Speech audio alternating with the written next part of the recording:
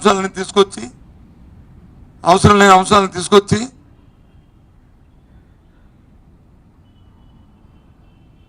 వ్యవస్థలుగా ఉంచాలి తప్ప వ్యవస్థల్ని దాని తుట్లు పొడిచామంటే అది చుట్టూ తిరిగి మనల్ని దహించేస్తాయి.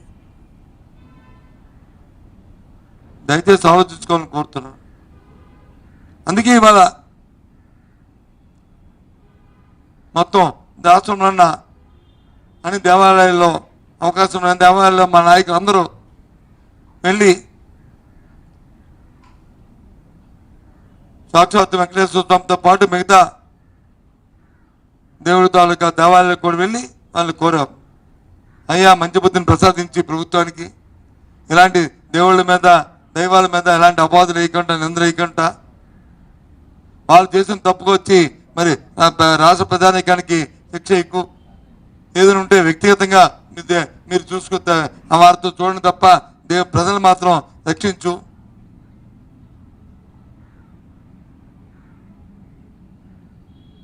అని చెప్పని వాళ్ళు కోరుకున్నాం అనే విషయాన్ని వాళ్ళు తెలియజేస్తూ నిజంగా చర్చిస్తుంటే మా డిమాండ్ మళ్ళీ చెప్తున్నాం, థర్డ్ పార్టీ ఎంక్వైరీ చేయండి. అయితే సుప్రీంకోర్టు, హైకోర్టు, సిబిఐ రాయండి, మీరు లేఖ రాయండి మీకు చర్చిస్తుంటే. మీకు ప్రజలు వచ్చే అవకాశం ఇచ్చారు, ఇప్పటికే 100 రోజులు దాటిపోయింది.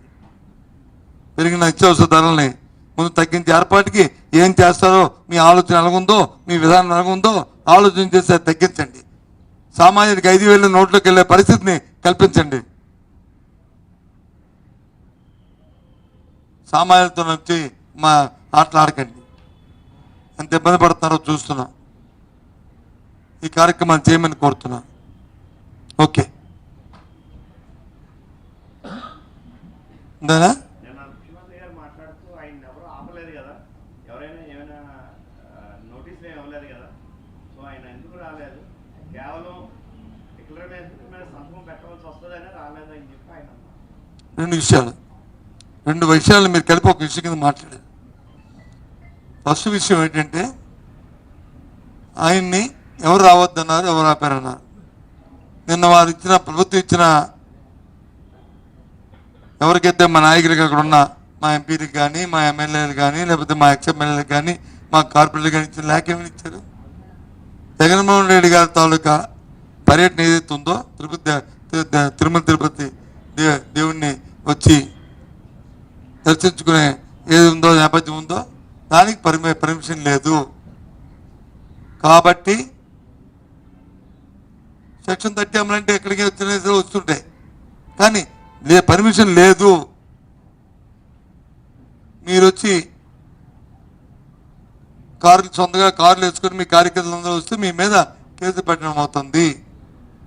ఆ కేసు పెట్టడం అన్ని సెకండరీ తీస్తే ఆయన రాకకి ఆయన తిరుపతి రావడానికి పర్మిషన్ లేదు అనేది ఆ లేఖలో ఉందా లేదా, చదివారా లేదు మీరు? నేను చెప్పింది అబద్ధమా చెప్పండి. చూడండి చదివి వినిపించారు కదా బాసు,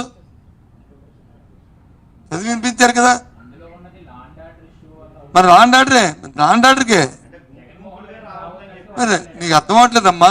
జగన్మోహన్ రెడ్డి పర్యటనకి పర్మిషన్ లేదంటే ఏంటి? నా తిరిగి వస్తాడు, ర్యాలీకి వెళ్తాడు ఆయన ర్యాలీకి వెళ్తామని చెప్పాడా? ఆయన ర్యాలీకి వెళ్తామని చెప్పారా? ఆయన వస్తున్న నేపథ్యంలో మీరు ఎవరికి దయచేసి రాకండి, ఆయన దర్శనం చేసుకు వెళ్ళిపోతారంటే పర్వాలే.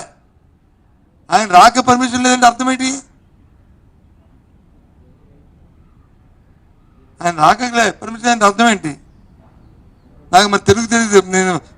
నాకు తెలియదు మరి మీకు మరి చంద్రబాబు నాయుడుకున్నంత తెలుగులో ఉన్నది నాకు లేకపోవచ్చు.